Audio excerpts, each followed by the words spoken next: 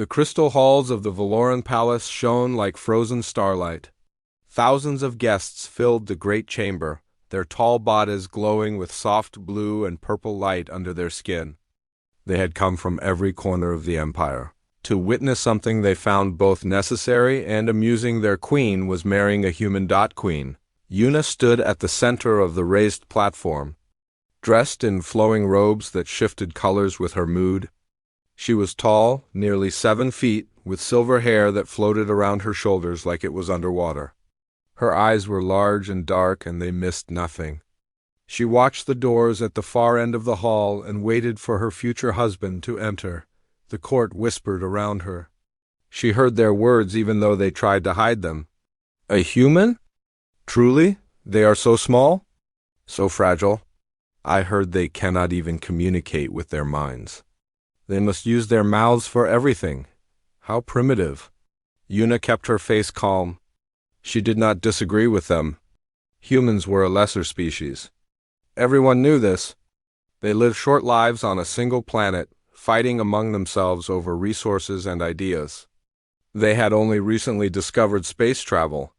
Compared to the Valoran Empire, which had ruled 1,000 star systems for 10,000 years, humans were children, but children could be useful. Earth sat at the intersection of 3 major trade routes. A marriage alliance would give the Empire access to those routes without the cost of war. It was politics, nothing more. Yuna had made harder choices before. The doors opened. Dowan walked in alone. He was shorter than everyone in the room. His skin did not glow. His hair was black and stayed flat against his head. He wore the simple white robes the Valorans had given him, and they hung loose on his body because they were made for someone much larger. He looked, Yuna thought, like a child wearing his father's clothes. The whispers grew louder. Some guests laughed behind their hands. Yuna felt a flash of embarrassment. This was what Earth had sent her. This small, plain creature? But Dowan did not seem bothered. He walked forward with steady steps, his eyes forward, his face peaceful. He did not look at the laughing nobles or the whispering servants. He climbed the stairs to the platform and stopped in front of Yuna. Up close, she could see his eyes better. They were dark brown, almost black, and very still. He looked at her without fear or worship, which surprised her. Most beings looked at her with one or the other. Queen Yuna, he said. His voice was quiet but clear. I am honored. She studied him for a moment. The honor is the Empire's, she said, which was the proper response but also a subtle insult. She was saying the Empire benefited, not her personally, if he understood the insult. He did not show it. The ceremony was short. They exchanged vows that meant nothing to either of them. The court watched with polite attention and private amusement. When it was done, Yuna turned to face her people and presented her new consort. The applause was thin. Afterward, there was a feast. Yuna sat at the high table with her new husband beside her. Plate after plate of Valoran delicacies arrived, glowing fruits, meats that sang when cut, wines that showed memories when drunk. Dowan ate small amounts of each and said little. Commander Haniel sat on Yuna's other side. He was her military advisor and oldest friend, a warrior with scars on his glowing skin and suspicion in his eyes. He leaned close to her. This is a mistake, he said quietly. It is politics, she replied. It is weakness. We are showing the galaxy that we need humans. We need their trade routes. The method of getting them does not matter. Haniel glanced at Dowan with obvious disgust. He does not belong here. He is a security risk. He is one small human in a palace of warriors. What could he possibly do? Haniel did not answer, but his jaw was tight. On Yuna's other side, her younger sister Jai had moved closer to Dowan. Unlike Haniel, Jai was curious about everything and everyone. She was asking Dowan questions in her eager way. Is it true humans must sleep every day? For hours at a time? Yes, Dowan said. About 7 or 8 hours.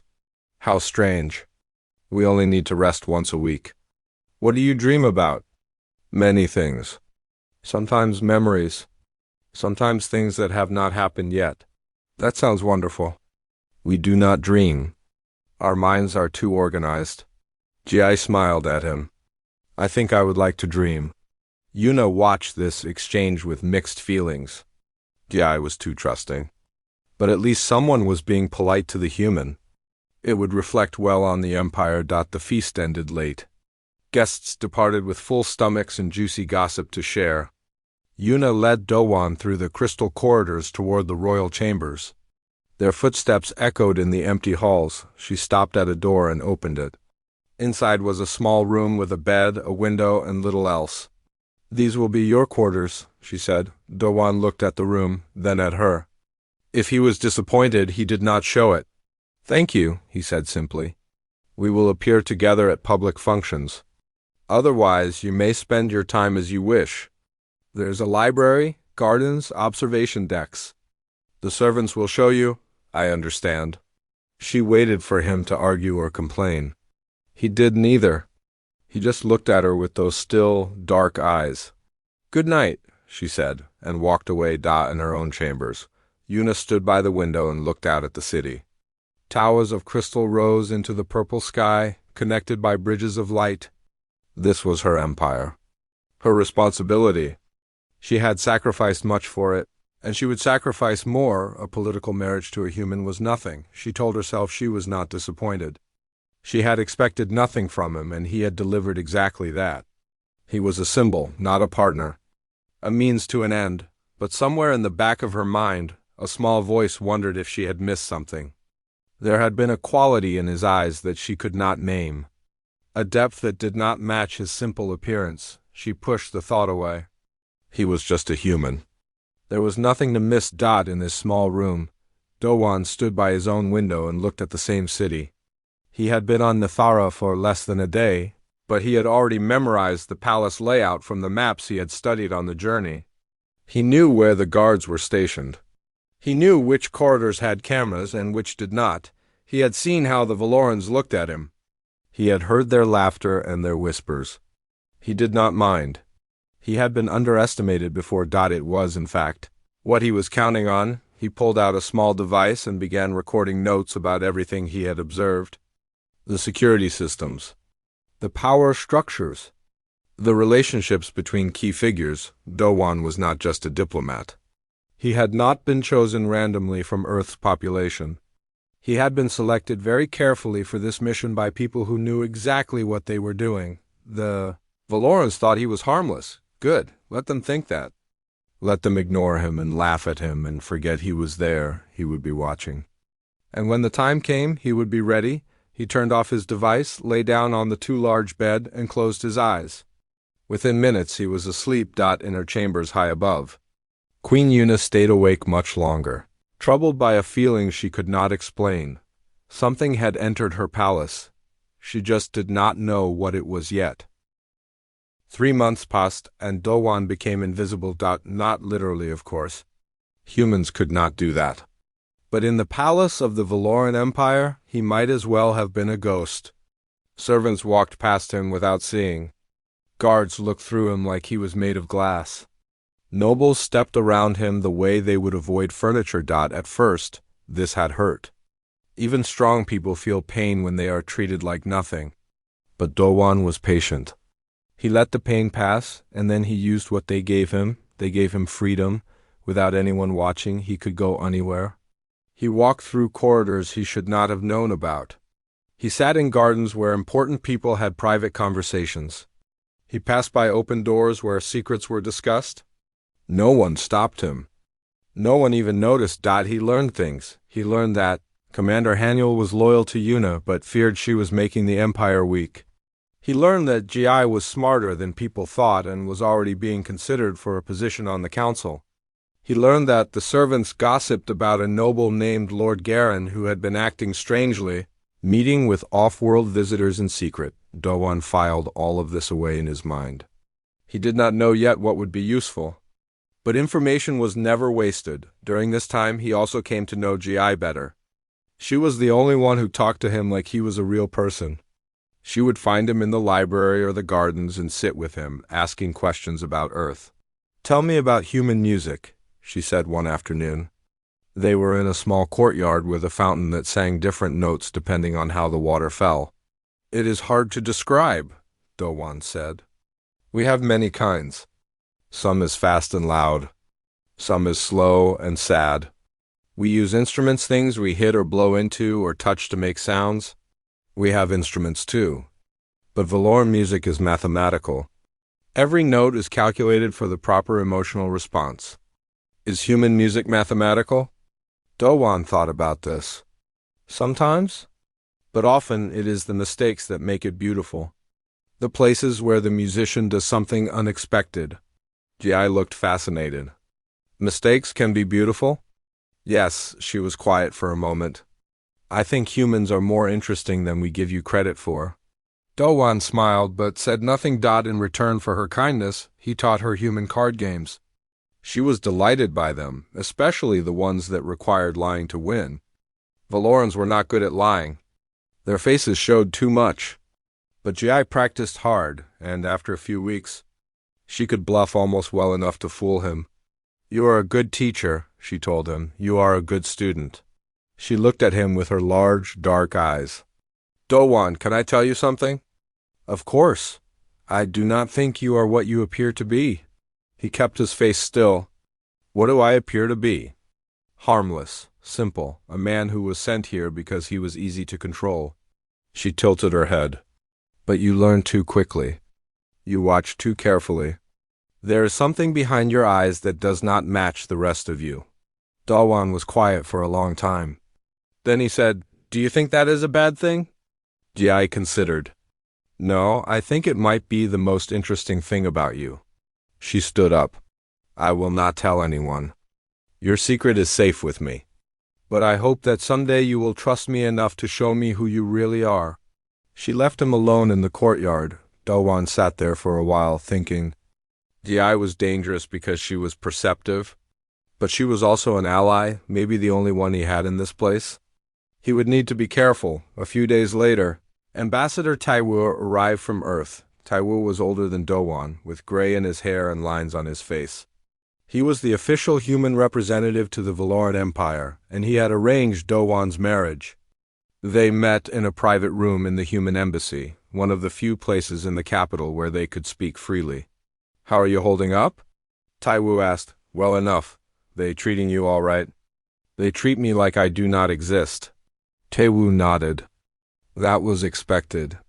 Have you learned anything useful? Dowan told him about Lord Garen. He told him about the secret meetings and the off-world visitors. He told him about the whispers. He had heard words like change and new order, and the Queen has made us weak. Taiwu listened with a serious face. You think there is a conspiracy? I am certain of it. Garen is planning something. A coup, probably. He has support inside the palace and allies outside of it. I believe the Cathari Dominion is involved. The Cathari? Taiwu frowned. The Cathari were rivals of the Valoran Empire, a race of reptilian warriors who had fought several wars with them over the centuries. That would be serious. Yes. Taiwu was quiet for a moment. Then he said something that surprised Dowan. Maybe we should let it happen. Dowan looked at him. What? Think about it. If Yuna falls and Garen takes over, the Empire will be destabilized. There will be internal conflict, maybe civil war. The Cathari will demand payment for their help, which will weaken both empires. And Earth? Earth will be sitting in the middle, able to make deals with whoever wins. Taiwu shrugged. It could be good for us. Dowan felt something cold in his chest. You want me to do nothing? I want you to consider the bigger picture. The bigger picture is that millions of people could die in a civil war. Valoran people? Not our people. Dowan stood up. His face was calm, but his voice was hard. I took vows. I stood in that hall and made promises. They may not have meant anything to her, but they meant something to me. Dowan, I will not let innocent people die for political advantage. That is not why I became a soldier. That is not why I agreed to this mission. Taiwu sighed. You were always too honorable for this work. Maybe, but I am what I am. Dowan walked to the door. I am going to stop the coup. I would appreciate Earth's help, but I will do it alone if I have to. He left the embassy and walked back to the palace through streets of crystal and light. His mind was working fast, planning, calculating. He had 2 weeks until the Celestial Accord, the big celebration where thousands of guests would fill the palace. That would be when Garen made his move. It was the perfect opportunity. 2 weeks to stop a conspiracy that had been building for months. 2 weeks to save a queen who thought he was nothing. He would need evidence. He would need allies. He would need a plan. That night, he broke into Lord Garen's private chambers. It was easier than it should have been. The security systems were designed to stop Valoran intruders, beings with mental powers and energy weapons. They were not designed to stop a human who could fit through small spaces, move quietly, and pick locks with simple tools. He found what he needed in Garen's personal computer: messages to the Cathari ambassador, schedules, lists of conspirators inside the palace, everything. He copied it all, and slipped away without anyone knowing he had been there, back in his small room. Dowan looked at the evidence and felt the weight of what was coming. He was one man against a conspiracy that included some of the most powerful people in the Empire, but he had been one man against many before. On Earth, in wars that these Valorans could not imagine, he had faced worse odds and survived. They thought he was harmless. They were wrong. The Celestial Accord was the biggest event in the Valoran calendar. Once every 10 years, representatives from across the galaxy came to the palace to celebrate peace and trade. Thousands of ships filled the skies. Tens of thousands of guests walked the crystal halls. It was a time of feasting, diplomacy, and display. It was also the perfect time for an attack. Dawan watched the preparations from his usual invisible position. Servants rushed everywhere, carrying food and decorations. Guards stood at every entrance, but they were spread thin. Too many doors, too many guests, too many things to watch.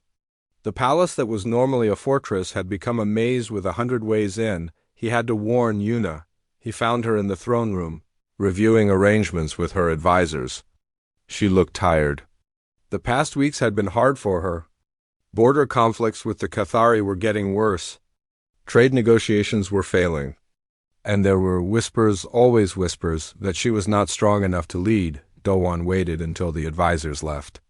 Then he stepped forward. "Queen Yuna, I need to speak with you." She looked at him with surprise, as if she had forgotten he existed. "What is it?" "There is a conspiracy against you. Lord Garen is planning a coup. He has allies inside the palace and support from the Cathari. They will strike during the accord." Yuna stared at him. Then slowly her expression changed from surprise to something else: annoyance.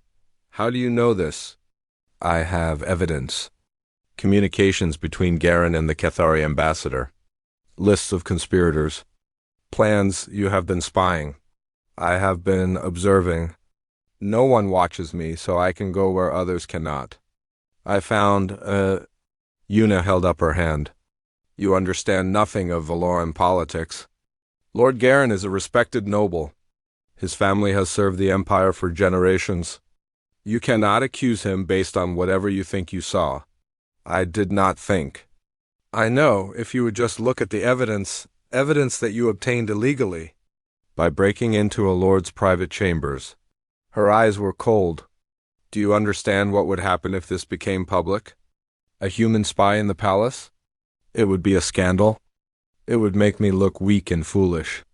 Dowan felt frustration rising in his chest, but he kept his voice calm. "You will look much worse if you are dead." Yuna's face hardened. "You forget your place. You are here as a symbol, nothing more. You do not advise me. You do not warn me. You do not speak to me about matters of state." She pointed to the door. "Return to your quarters. Stay there until the accord is over." "That is an order." Dowan looked at her for a long moment. He could see that arguing would do no good. She had already decided not to believe him.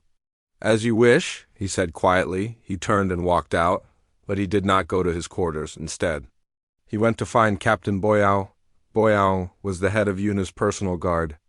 She was a tall warrior with calm eyes and a reputation for honor. Dowan had watched her over the past months and decided she could be trusted. He found her in the guard barracks, checking weapons for the accord. "Captain." I need your help. Boyang looked at him with the same dismissive expression most Valorans gave him. The human consort. What do you want? I have evidence of a conspiracy against the Queen. She would not listen to me. But perhaps she will listen to you? Boyang's expression did not change. Why should I believe you? Dowan handed her a data chip. Because this is real? Look at it.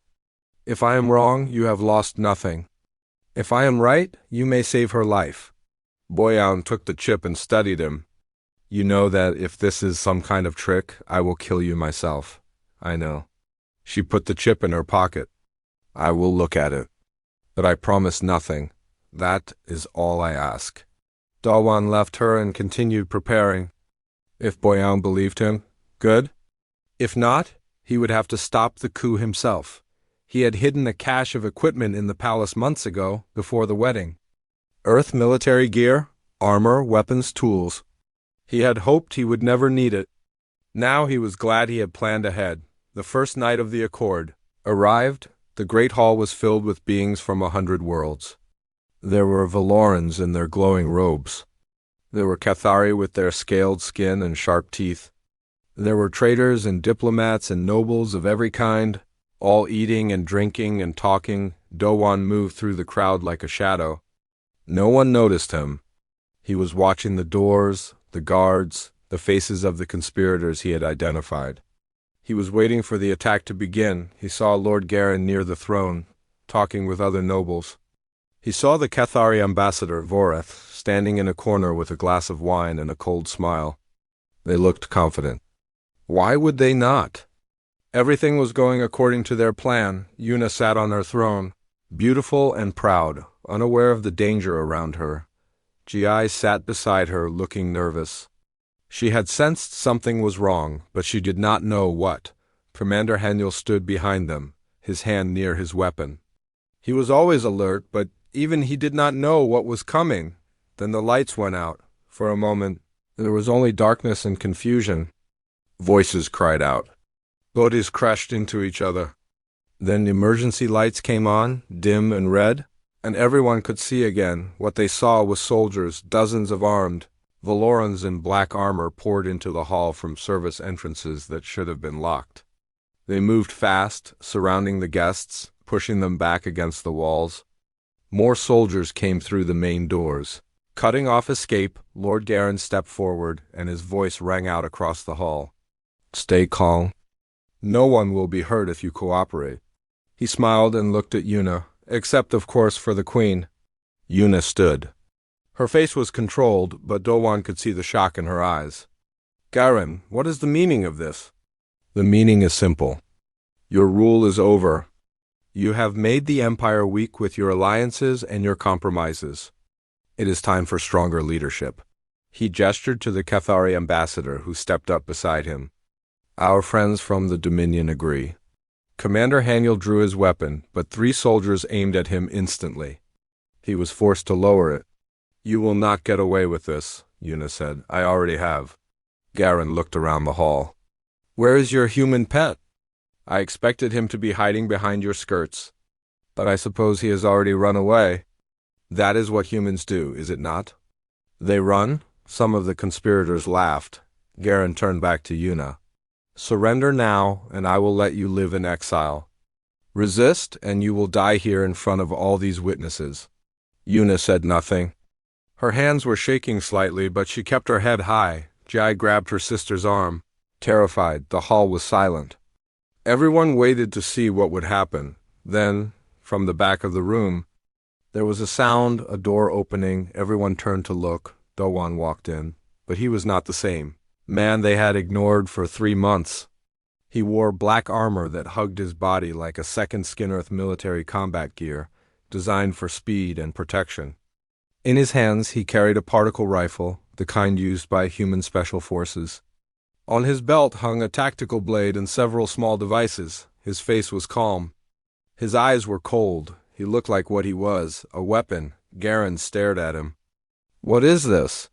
Dowan did not answer. He just raised his rifle and took aim. Kill him, Garen ordered. The soldiers turned their weapons toward the human. Dowan smiled. It was not a nice smile. "Let us begin," he said. The first soldier fired at Dowan. He was not there. Humans were supposed to be slow, weak, easy targets. But Dowan moved like smoke, sliding sideways as the energy bolt burned the air where he had been. Before the soldier could fire again, Dowan shot him in the chest. The soldier fell. Everyone in the hall stared. The Valorans had never seen a human fight before. They had read reports about human wars, but reports were just words on a screen. This was real. Dowan did not give them time to think. He ran forward, firing as he moved. His shots were precise, one bolt, one target. He did not waste ammunition. He did not miss. 3 more soldiers went down before the others understood what was happening. Then they reacted. Energy bolts filled the air. The guests screamed and dropped to the floor. Dowan dove behind a pillar as the stone around him exploded into fragments. "Surround him!" one of the officers shouted. "He is just one human." They were right. He was just one human against dozens of trained Valoran soldiers. The Valorans were bigger than him, stronger, faster. Some of them had mental abilities that could stun or confuse, but Dowan had something they did not. Experience. Humans had been fighting each other for thousands of years. They had developed war into an art form. They had learned every trick, every tactic, every way to kill and avoid being killed. Dowan had spent 15 years in Earth's most elite Special Forces unit. He had fought in wars these Valorans could not imagine. He knew things they had never dreamed of. The soldiers approached the pillar from both sides, thinking they had him trapped. Dowan pulled a small device from his belt and threw it. It landed between them and exploded not with fire, but with light and sound. A flashbang grenade. The Valorans had sensitive eyes and ears. The blast hit them like a physical blow. They stumbled, blind and deaf, hands pressed to their faces. Dowan came out from behind the pillar and moved through them like a ghost. His blade was in his hand now. He struck fast and clean, hitting weak points in their armor joints, throats, the gaps under their arms. They fell one by one, unable to see the death that was among them. Across the hall, Lord Garen watched with growing fear. "Stop him! All of you, stop him!" More soldiers rushed toward Dowan. He dropped his blade and picked up his rifle again. He used the fallen Badas as cover, firing around them, over them. When one group got too close, he threw another grenade, this one a smoke bomb that filled the air with thick gray clouds. The Valorans could not see, but Dowan could. His helmet had thermal vision built in. He saw them as bright shapes in the darkness, and he moved through them like a predator through prey. Commander Haniel watched from beside the throne. His wounds from earlier were bleeding through his uniform, but he could not look away. He had spent his life as a warrior. He had fought in battles and won medals for courage. He had never seen anything like this. The human was not just fighting. He was dismantling. Every movement was efficient. Every decision was correct. He did not waste energy on style or display. He simply killed and killed and killed. "What is he?" Haniel whispered. Ga was holding Yuna's hand, both of them pressed against the back of the throne. "He is Dowan," she said softly. "He is my friend." Yuna could not speak. She could only watch as her quiet, harmless husband became something else entirely. She remembered dismissing him, insulting him, sending him away when he tried to warn her. She had been a fool. The smoke began to clear. Bodies lay everywhere, dozens of them, all in black armor. Dowan stood in the center of the hall, breathing hard but steady. His armor was scorched in places where bolts had grazed him.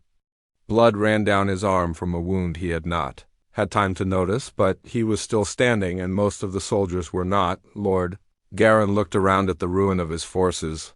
His face had gone pale under his glowing skin. "This is impossible," he said. "You are just a human." "Yes," Dowan said. "I am." He raised his rifle and walked toward the throne. Garen backed away. His eyes were wild. Then he grabbed Gi and pulled her in front of him, holding a blade to her throat. "Stop! Stop, or I will kill her!" Dowan stopped. His rifle was still raised. Yuna cried out, "GI!" "Put down your weapon, human," Garen said. His voice was shaking now. "Put it down or she dies?" The hall was silent. Everyone watched. Dalwan looked at GI. She was terrified, tears running down her face, but she met his eyes. "I trust you," she whispered. Dalwan did not move. Did not breathe. His eyes were fixed on Garen, calculating angles and distances and probabilities. Then his hand moved. It moved so fast that no one saw what happened. One moment Garen was holding GI. The next moment there was a blade in his eye. Dalwan's throwing knife had crossed the hall in the space between heartbeats. It had passed so close to Gia's face that she felt the wind of it on her cheek. But it had not touched her. Garen made a small, surprised sound. Then he fell. Gi stumbled away from him, sobbing. Yuna ran to her and held her tight. The Cathari ambassador, Vorith, tried to run for the door. Dalwan shot him in the leg. He fell screaming and did not get up. Then, finally, the main doors burst open. Captain Boyan came through with a squad of loyal guards. She had looked at Dalwan's evidence. She had believed him. It had taken time to gather soldiers she could trust, but she had come as fast as she could. She stopped when she saw the hall. "By the gods?" she said. Dalwan lowered his rifle. "Captain." "Good timing." Boyan looked at him, then at the bodies, then back at him. "You did all this?" "Yes." "Alone?" "Yes." She was quiet for a moment. Then she said, "I think I owe you an apology." "Later. Right now, secure the palace. There may be more conspirators. And get medical help for the wounded, theirs and mine."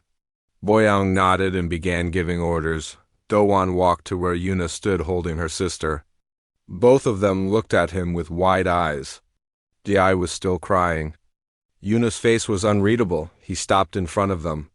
Up close, they could see how tired he was, how much pain he was in. The blood from his arm was dripping onto the floor, but his eyes were the same, quiet, still, deep. "Are you hurt?" he asked Yuna. She shook her head. "No, thanks to you." She paused. "I should have listened. You tried to warn me and I would not hear it. You did not trust me. I understand. That is not an excuse." She looked at the bodies around them. "What are you?" Dalwan thought about the question. "I am a soldier," he said. "I have been fighting since I was 18 years old. Earth is not like Valora. We have wars. Many wars. I have been in most of them. Why did they send you here?" "Because I volunteered. I was tired of killing. I wanted to do something else. Something better." He looked at her. "I wanted to protect instead of destroy." Yuna did not know what to say to that. Ga pulled away from her sister and walked to Dalwan. She looked at him for a moment. Then she put her arms around him and held him tight. "Thank you," she said. "Thank you for saving us." Dalwan stood very still. He was not used to being touched. But after a moment he lifted his uninjured arm and put it around her. "You are welcome," he said, over Gia's shoulder. He looked at Yuna. She was watching them with an expression he had not seen before. She was looking at him like she was seeing him for the first time. He supposed. In a way, she was. The days after the failed coup were chaos. Guards swept through the palace, arresting conspirators. Investigators questioned everyone who had been connected to Lord Garen. The Cathari ambassador was sent back to his people in chains, along with a promise that, if the Dominion ever tried something like this again, there would be war. The news spread across the galaxy within hours. The Valoran queen had been attacked at her own celebration. A coup had nearly succeeded, and it had been stopped by a single human. People could not stop talking about it. Dalwan spent 2 days in the medical wing. His wounds were not serious, but the Valoran doctors insisted on treating him with the best they had. They looked at him differently now. Everyone did. On the 3rd day, Yuna came to see him. She stood in the doorway of his room, looking uncertain. This was strange for her. Yuna was never uncertain about anything. "May I come in?" she asked. "Of course."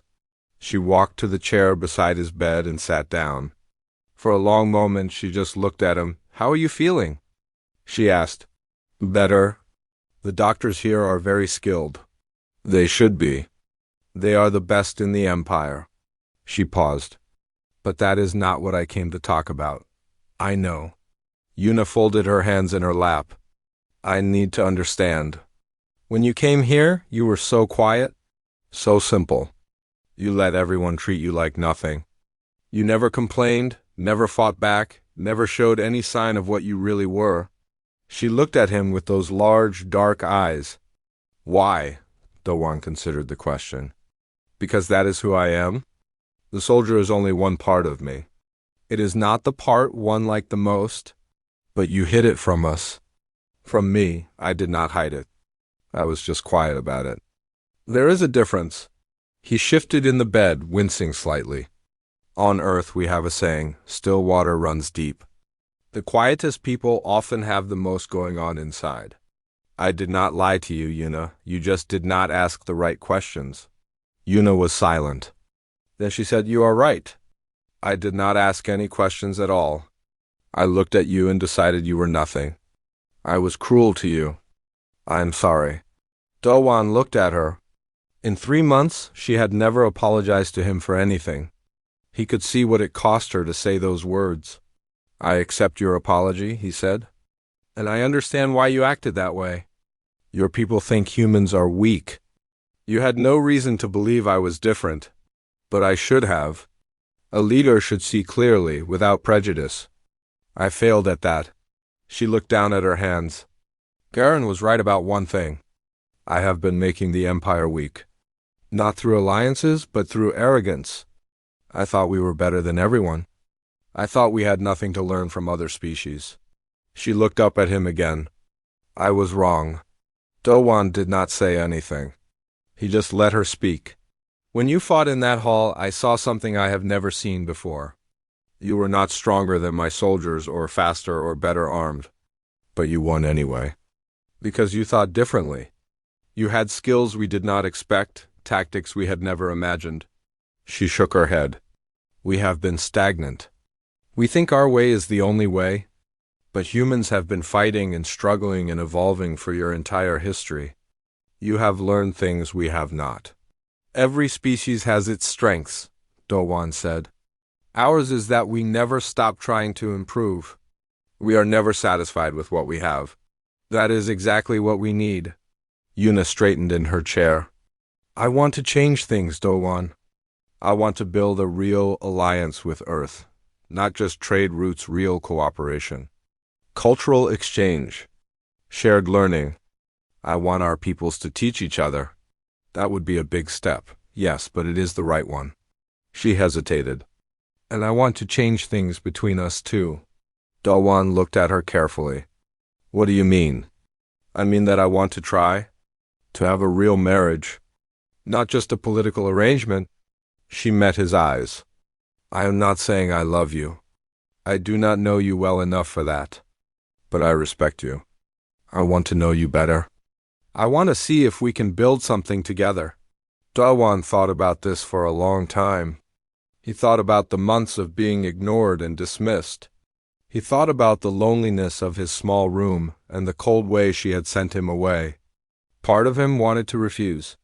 Part of him was still hurt, but another part remembered why he had come here. He had wanted to protect instead of destroy. He had wanted to build something better. This was his chance. I would like that, he said. Yuna smiled. It was a small smile, careful and new, but it was real. Good, she said. Then we will begin. Over the following weeks, things changed. Yuna started including Dowan in council meetings. At first, the advisors were uncomfortable with it. But after he made several suggestions that solved problems they had been struggling with, they began to listen. His way of thinking was different from theirs, and that difference was valuable. Commander Haniel came to him one day and formally apologized. I treated you with disrespect, he said. I judged you without knowing you. That is not the behavior of a true warrior. He bowed his head. I owe you my queen's life. I owe you my own life. If there is anything I can do to repay that debt, name it. Teach me, Dowan said. Haniel looked surprised. Teach you what? Your fighting style. Your tactics. The way Valorans think about combat. Dawan smiled slightly. I learned that I do not know everything. I would like to know more. Haniel smiled back the first time he had ever smiled at Dawan. That I can do. Jai continued to be Dawan's closest friend. She told everyone who would listen that she had known he was special from the beginning. I could see it in his eyes, she said. There was depth there. Everyone else just looked at the surface. You are rewriting history, Dawan told her. I remember that you also thought I was strange and small. Only at first. I learned quickly. She grinned at him. Besides, being your friend before you were famous makes me interesting. I'm enjoying it. Dawan laughed. He did not laugh often, but Jai had a talent for finding the humor in things. One evening, about a month after the coup, Yuna invited Dawan to her chambers. This was not the first time. They had been talking regularly, sharing meals, getting to know each other. But this night felt different. There was a softness in her voice when she asked him. A nervousness in her eyes. He went to her. Her chambers were large and beautiful, filled with crystal furniture and windows that looked out over the city. The lights of 1,000 towers sparkled in the darkness like earthbound stars. Yuna stood by the window, watching the city. When Dawan entered, she turned to face him. Thank you for coming, of course. They stood there for a moment, not sure what to say. I have been thinking, Yuna said finally, about everything that has happened, about who I was before and who I want to be now. She took a breath. I used to think that strength meant never needing anyone, never showing weakness, never allowing anyone close enough to hurt me. She looked at him. I was wrong about that too. Dawan walked closer to her. Strength is not about being alone. It is about choosing who to be with. Yes, I am beginning to understand that.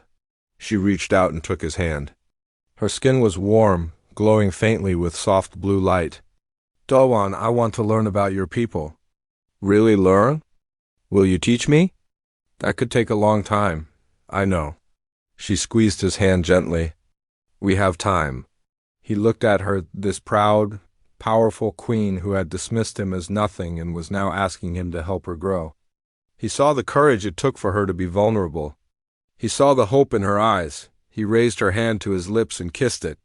Then we will start tonight, he said. She smiled. And the light under her skin glowed a little brighter. Outside, the city sparkled under the purple sky. A new chapter was beginning for the Valoran Empire and for the human, who had changed everything by being exactly who he was. Still water runs deep. And sometimes, the quietest ones are the most dangerous of all.